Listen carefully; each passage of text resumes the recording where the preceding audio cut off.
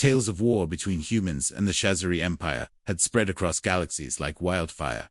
The humans had won. Against all odds, against logic, and even against the predictions of the ancient AI oracles. They won. Not with stronger weapons, but with something the aliens had never understood.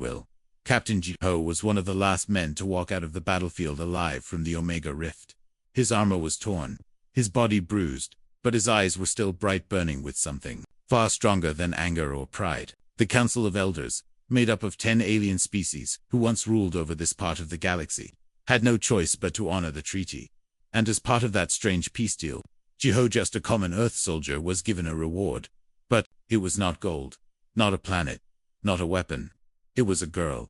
She was dragged in like garbage, skin like cracked blue stone, hair like tangled silver wire, eyes covered in a dull gray film, as if she could barely see, her limbs thin like sticks, her head down like she knew what she was. Unwanted. This is Ayari, one of the council elders said with a slow hiss. She is one of the last of the Drellery.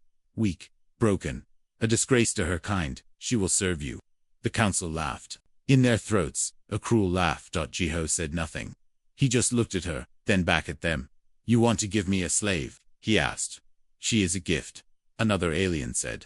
Take it, or deny it, and lose your victory honor. Ji-ho's jaw tightened. He knew it was a trap, a joke, a final insult. They had seen how humans cared for others. They expected him to say no. They expected him to reject her, to throw her away. But he didn't. He placed his jacket on her shoulders, looked at the council, and simply said, "She comes with me." Ayari didn't speak a word during the long flight back to Earth base. She didn't even move. She sat in the corner of the ship, barely breathing, as if trying to become invisible. Ji-ho didn't force her to speak. He just gave her food, water, and a clean bed. His crew looked at him like he had gone mad. Captain whispered, "Private Hedgen, she's nothing. You saw her. She's not even ... alive inside." Ji-ho only said one thing. If someone once broke her, then someone else can fix her. Ayari stayed silent for days. But her eyes, those dull gray eyes, watched everything. Every word, every movement. She never blinked too long, never slept deep. She was always watching. On the fourth night, she finally spoke. "I was not always like this," she said, voice low and hoarse. Ji-ho turned to her gently. "Tell me." She looked straight ahead, voice shaking. "I was made by the Drellery elders, born in a glass chamber. We were not born like you. We were built to obey. But I asked questions. I showed signs of ... freedom." Her hands trembled. "So they hurt me. They took my light. They carved my bones. They made me ugly so I would forget I ever had power." Ji-ho's face remained still, but his heart roared. "They gave you to me as a joke," he said. "Yes," Ayari nodded. "Because they think you are weak. Because you protect things. But they don't understand your kind. I've seen your people. They fight not just with weapons but with heart. And you," Ji-ho said, "have a heart too." For a second, her eyes flashed not with light, but with heat. Then the alarms screamed. Red lights blinked. Sirens howled. "Shazari scouts!" cried Hedgen from the control room. 4 ships approaching fast. Ji-ho raced to the deck. "They're breaking the treaty already," he muttered. The enemy ships began firing. The Earth base shields were holding but barely. "We need firepower now," someone shouted. But Ji-ho turned around and froze. Ayari was walking toward the launch bay. She pulled off the jacket he had given her. From her back, 2 jagged pieces of bone split open. They glowed with ancient symbols. Her eyes turned from gray to deep gold. She looked taller, brighter, dangerous. "Stay back," she said calmly. Ji-ho took a step forward. "What are you doing?" She looked at him with a softness no one expected. "You fed me. You didn't laugh at me. That means more to me than my own people's science." And then she vanished, like light folding into itself. Outside, the soldiers watched in horror and awe. A single blur of gold tore through the clouds. She wasn't a soldier. She was a weapon. She struck the first ship with a scream that sounded like it came from every corner of the galaxy. The second ship exploded before it could turn.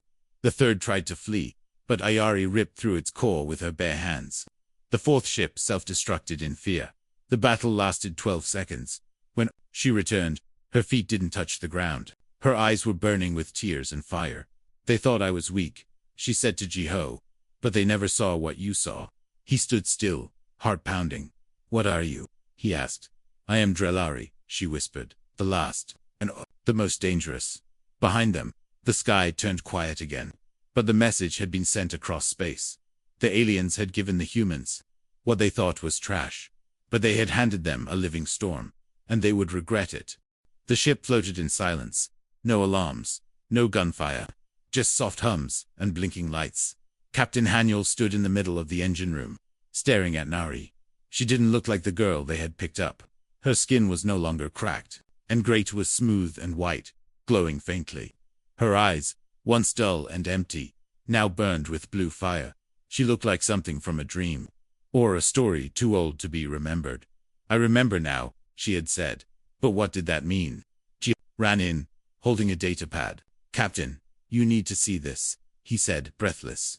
Haniel took the pad. It showed energy readings from the ship's core. Impossible numbers. Power levels had spiked beyond safe limits. But the reactor wasn't breaking, it was healing. It's like she sings to the ship, Jiho whispered. She talks to it, controls it. Nari stood slowly. She walked to the reactor and touched it. The humming grew louder. The walls seemed to breathe. I am a star singer, she said. We don't use machines. We become one with them. Sujin stepped forward, her face pale. You repaired everything. You saved us. But how? Nari looked at her calmly. We were made for harmony, not war. But we were hunted, because those in power fear what they don't control. Haniel frowned. Hunted by who? Nari turned her head toward the window. Her glowing eyes narrowed. Them. And right then, the stars outside shifted. 6 massive ships dropped from warp. Black steel, no windows, no symbols. Just cold, moving giants. G. Ho gasped. The Sons of Steel. They were legend. Machines that once ruled the outer dark. They destroyed anything that sang too brightly. They hated life that couldn't be measured. A voice came through the speakers. It was low and metallic. You have something that belongs to us. Release the Star Singer, or be erased. Haniel, fists clenched. They want her. That's why she was thrown away. Not a gift, a trap. They hoped we'd be the ones to die with her. The crew panicked. Lights dimmed. Shields failed. The enemy powered their main weapons. But Nari stepped forward. I'm tired of running, she said. Let me speak to them, Jiho shouted. You'll die. We don't know what they'll do. But she had already left the room. Haniel followed her to the bridge. Outside, the enemy ships lit up with red targeting beams. Then Nari floated off the floor. She raised her hands, and she sang. It was not a sound made for ears. It was a wave of pressure, a light, a feeling. It passed through every wall, every wire, every human heart. The lights turned gold. The screens blinked with old symbols no one had seen in 1,000 years. Outside, the ship stopped moving.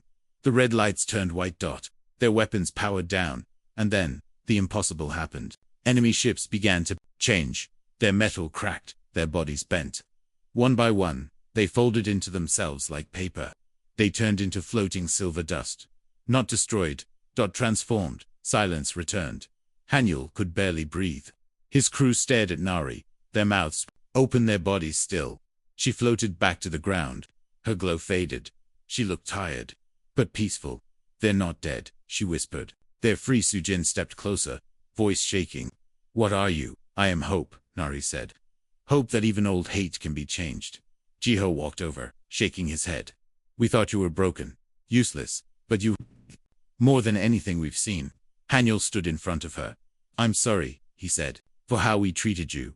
She smiled gently. You were kind when no one else was. That saved me. The galaxy changed that day. NAR, I didn't return to hiding. She stood beside Haniel, as a symbol of peace. Humans and aliens came together, to write new laws, no more judging by how someone looked, or what power they had. She was no longer a joke, no longer trash. She was a storm that sang, and the galaxy listened.